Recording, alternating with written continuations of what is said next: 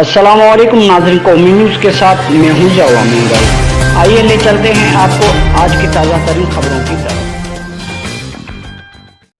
District reporter दादू फिदा हुसैन पौर जी report मुताबिक दादू जे शहरन जे नाजायज़ दखलन जो नोटिस वठंदे डिस्ट्रिक्ट इंक्रोचमेंट SHO दादू जिब्रान अली जत्याल न्यू चौक स्टेशन रोड ते वापारिन ऐं दुकानदारनि पारां पंहिंजे दुकाननि जे साम्हूं सरकारी रोडनि ते ॿिन्ही पासनि खां 4 फुटनि ताईं पंहिंजो विकिरो करण वारो सामान रखण जे करे शहरनि ऐं ट्रैफिक जे अचण वञण करे वॾा मसइला पेश अची रहिया हुआ। उन करे डिस्ट्रिक्ट इंक्रोचमेंट SHO दादू जी पंहिंजे निगरानी में दुकानदारनि खां सामान खणाए संदन दुकाननि अंदरि रखायो।